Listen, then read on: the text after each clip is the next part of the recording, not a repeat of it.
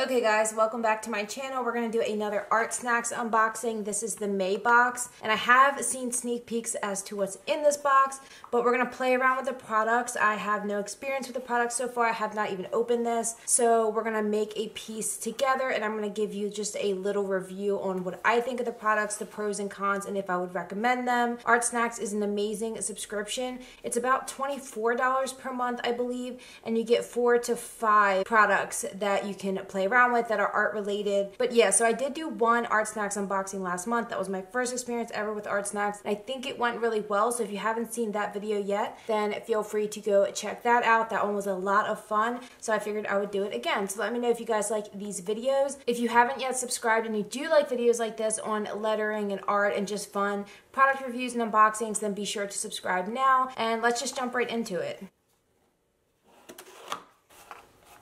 So it comes with a little card that tells you a little bit about the products that are going to be inside the box. So I'm going to put that to the side and use it for reference. This is talking about a LED light by Alvin that's available now from Art Snacks. They do have their own shop if you want to check it out. Okay, we got Smarties, which we got last month too. A little pack of that, and then the usual sticker that it comes with.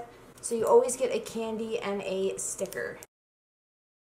I'm going to move the box to the side now that that is empty. It looks like all the products are contained in the tissue paper right here. Okay, so the first thing I see is this Copic Multiliner in black. This is made for calligraphy, which I'm happy with. Super happy to get this. This looks like a pretty chunky tip though, and it's very hard. So I haven't tried anything by Copic. I do know that they're a very popular brand, and I'm excited to test this out. So here's a close-up of what it looks like. So you can see the tip is pretty chunky. It does have a bit of a chisel shape to it. So I'm interested to put this to the test. It's a little bit different than what I would normally pick out. It looks like that Copic Multiliner pen retails for $3.99. It says it's a 2mm tip. It's waterproof and Copic proof when dry, meaning it will not bleed when combined with Copic markers, which I don't have any right now, but I have looked into getting them to test out in the future. Okay, this is a very chunky pen right here. This is the Faber-Castell PITT Artist Pen, and it's called the Big Brush. It's in dark chrome yellow. Yeah, I'm not crazy about the shade, but I do love this tip. It's a very big brush tip. Let's see.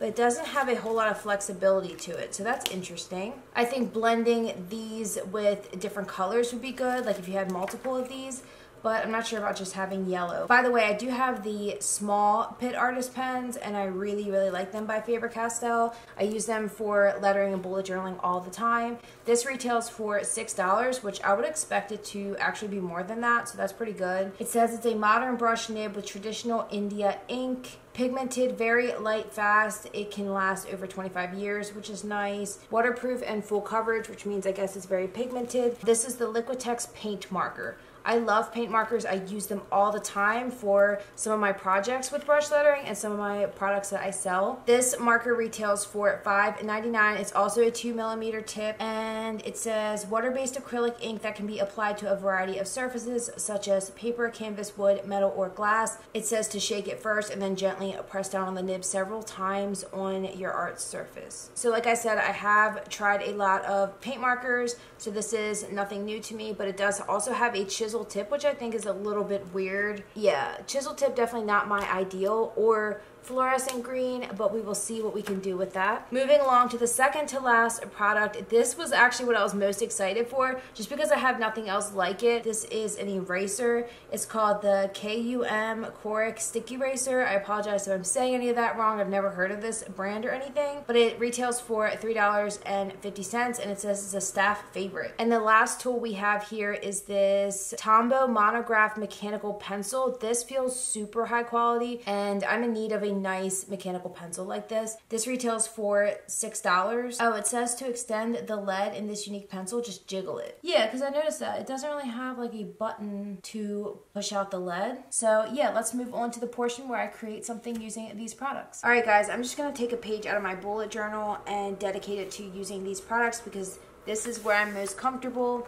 Lately I've been just kind of free writing with my Arteza brush pens. So I think that's mostly what I'm going to do. If I want to add any like little touches, I might use this pencil.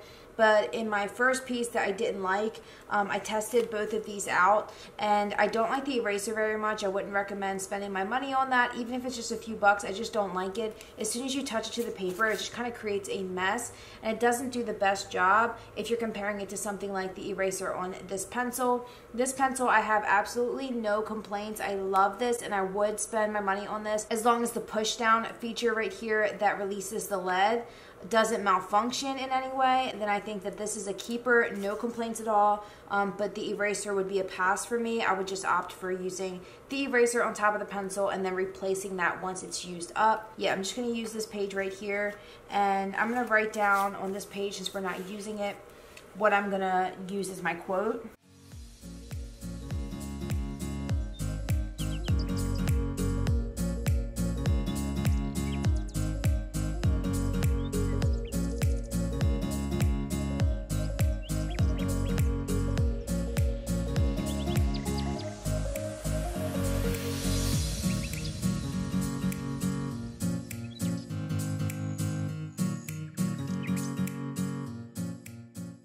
Okay, so I told you what I thought of the mechanical pencil and the eraser. As for this PITT Artist Pen by Faber-Castell, I do really like it. The size of the brush, I don't know, it's kind of the same as the other brush pens that I have, but the size of the pen just in my hand didn't seem really comfortable or anything, but once I started writing with it, I really like it. I love the color actually, and I don't know, it's really smooth. I may have smushed it a little tiny bit, but that was probably my fault. So you can see that it's just a little bit slanted to the one side, but overall really good. It's also not very convenient to store, but those are minor things. The way that it actually writes is pretty flawless. There's nothing finicky about it. It flows really smoothly, and it's very consistent. So I do like this a lot, and I would spend my money on this in the future. This guy is the one that keeps ruining the pieces. I don't like this color, and I don't like the tip, but the paint does flow out smoother than other brands that I've tried, so that's a huge plus. I just wish that it was more of like a brush tip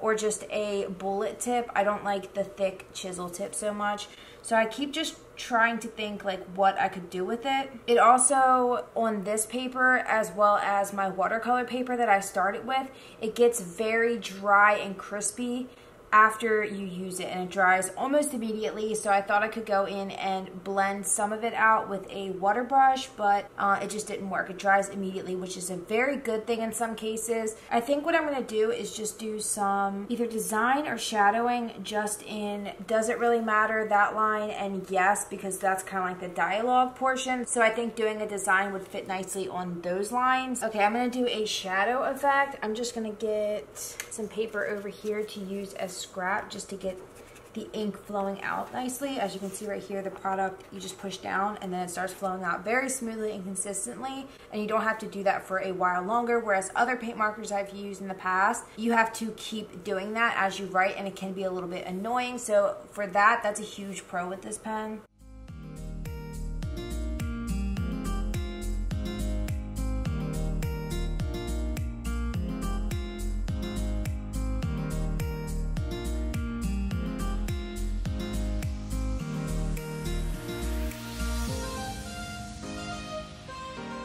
I would invest in more of these in different colors if they come in different tips.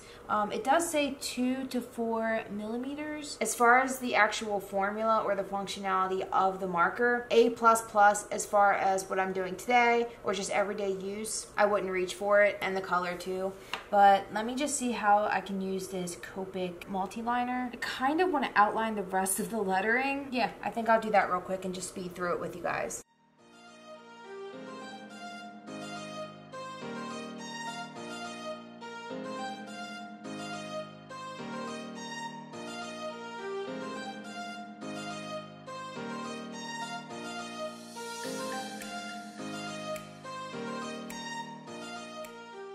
Alright guys, that is the final piece. I hope it's not too simple. It's just, like I said, it's kind of my favorite style. I certainly hope you guys enjoyed this video. Everything will be linked down below, the products that I've received, as well as Art Snacks information if you do want to sign up. It's not affiliate. But yeah, thank you so much for watching. Don't forget to subscribe, and I'll see you in my next video.